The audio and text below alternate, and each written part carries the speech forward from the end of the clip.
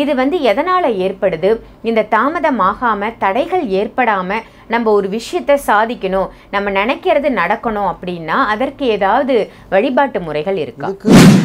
எனக்கு இந்த விஷயம் முடியணும், என்னை படைச்ச இறைவன் எனக்கு அதை செஞ்சே கொடுக்கணும், அதுக்கு நான் என்ன செய்யணும் அப்படின்னு ஒரு வார்த்தை உங்கள் மனசில் இருந்தால் இதுக்கு நீங்கள் ஒரே ஒரு வருஷ கணக்கில் உட்காந்துருக்காங்க தவம் கேட்டவங்க, ரிஷிகள் மகான்கள்லாம். நிறைய ஹிஸ்ட்ரி இருக்குது. அது ஹிஸ்ட்ரியாகவும் பார்த்தவங்களும் இருக்காங்க. கண்ணுடைய பார்த்தவங்க தடையெல்லாம் எல்லா தடையும் ஓட ஆரம்பிச்சிடும். எல்லா தடையும் விலகிடும். என்னென்ன லைஃப்பில் உனக்கு மாற்றங்கள் வருது மட்டும் பாருங்கள். 3 மாதம் இருக்க ஆரம்பித்து பாருங்கள்.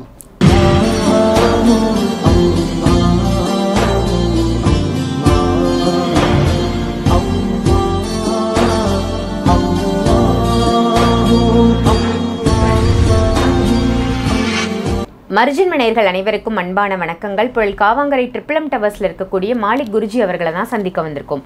வணக்கம் குருஜி. வணக்கம்மா.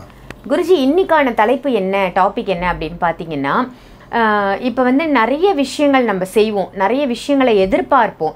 திருமணம் நடக்கணும், குழந்தை பிறக்கணும், நிறைய செல்வந்தர் ஆகணும், செல்வ வளம் கிடைக்கணும், நிறைய எதிர்பார்க்குறாங்க மக்கள்.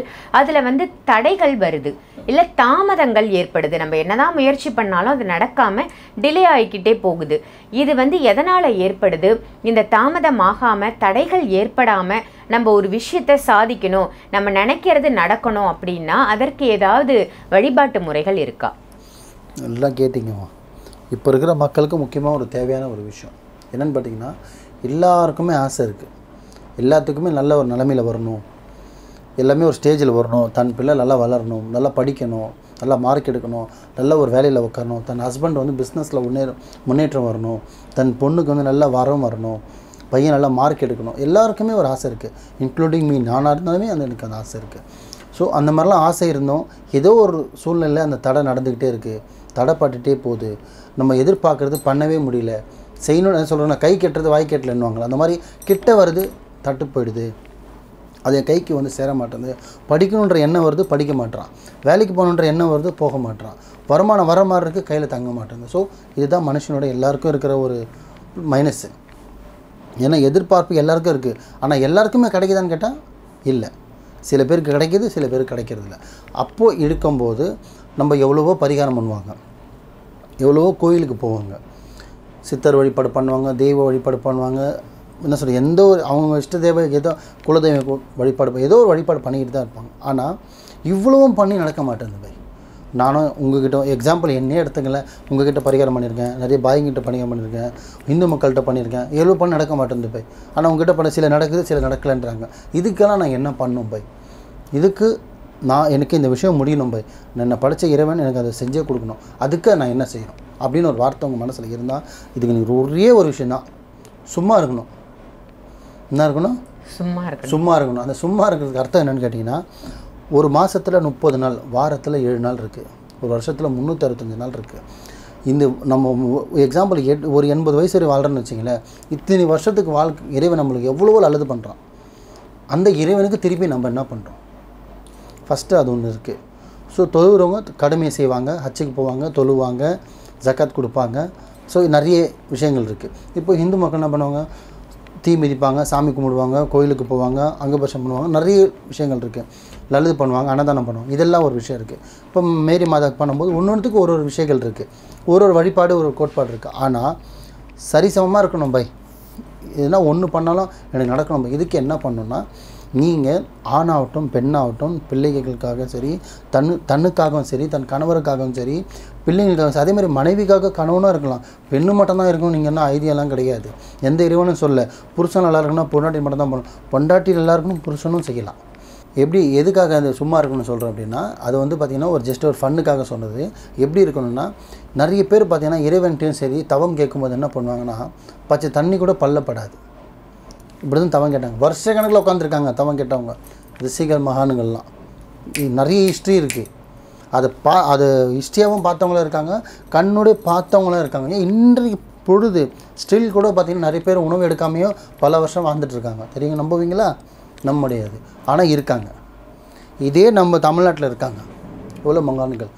பச்சை தண்ணி கூட குடிக்க மாட்டாங்க, சாப்பிட மாட்டாங்க, தண்ணி வேணால் குடிப்பாங்க, சாப்பிட மாட்டாங்க, ஆனால் வாழ்கிறாங்க உயிர். ஸோ அந்த மாதிரி இருக்காங்க. ஸோ என்ன பண்ணணுன்னா, விரதம் இருக்கணும்.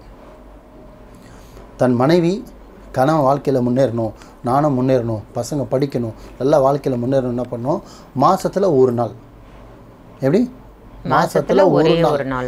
ஆமாம், நீங்கள் வாரம் இருந்தீங்கன்னா அது பார்த்திங்கன்னா கொஞ்சம் உடல்நிலை சரியில்லாமல் போயிடும். மாதத்தில் ஒரு நாள், 31 நாள்னு வச்சுங்க மாதத்தில். அதில் ஒரு நாள் இறைவனுக்காக, உங்கள் பிள்ளைங்களுக்காக, தன் கணவனுக்காக, வாழ்க்கையில் முன்னேறதுக்காக இந்த ஒரு நாள் நீங்கள் விரதம் பண்ணுங்க. அந்த விரதம் எப்படின்னா, இப்போ எங்களதில் பார்த்தீங்கன்னா நோன்பு இருப்பாங்க. காலையில் 3:30 மணிக்கு 4:30 மணிக்கு சாப்பிட்டுட்டாங்கன்னா, ஃபஜர் தொழுதுட்டாங்கன்னா, அதோட மகரிப் தொழுவும். ஸோ மகரிப் 6:30 6:45 டைமிங் மாறிட்டே இருக்கும். அப்போ தான் உணவை எடுத்துப்பாங்க. அந்த மாதிரி இருக்கும். அந்த மாதிரி கடுமையான விஷயம் நீங்கள் 100% பண்ணுங்கன்ற. மாதத்தில் ஒரு நாள், ஒரே ஒரு நாள், அது எந்த கிழமையும் எடுத்துங்க. நான் திங்கள் செவ்வாய் புதன் வியாழன் வெள்ளிலாம் சொல்லலை. எதனா ஒரு நாள் இறைவனுக்காக, தன் ஃபேமிலிக்காக, மனைவியோ இல்லை கணவனோ ஒரு நாள் விரதம் இருங்க. காலைல 6 மணிக்கு ஆரம்பித்தா சாயந்தரம் 6 மணி வரும். நடுவில் என்ன பண்ண முடியும்னா தண்ணி குடிக்கலாம். ஏன்னா நார்மலாக நான் இருக்கேன் நான்வெஜ் சாப்பிடாமல் இருக்கேன், காலைல டிஃபன் சாப்பிடாம ஒரு பொழுது இருப்பேன்லாம் சொல்லுவாங்க. இதெல்லாம் அது காலைல சாப்பிட்றது தோடு நைட்டு மதியானம் மட்டும் ஸ்கிப் பண்ணுறதுலாம் இங்கே கதை கிடையாது. எது பண்ணாலும் கடுமையாக பண்ணணும். அதுதான் இறைவனை ஏற்றுக்கிறான். நிறைய பேர் சொல்லுவாங்க, ஏன் இறைவன் நான் பட்னியாக தான் கொடுப்பானான்னு. இருந்து பாரு, அதோட சுவை உனக்கு அருமையாக தெரியும். இறைவனுக்காக நீ கஷ்டப்படு, இறைவன் உனக்கு கஷ்டமே இல்லாத வாழ்க்கையை கொடுப்பான். இவ்வளோ தான் லாஜிக்கு. ஸோ அந்த ஒரு நாள், இப்போ நான் சொல்கிறேன் மாலிக் பாய், இந்த மாலிக் குருஜி சொன்னால் மிஸ்ஸே ஆகாது.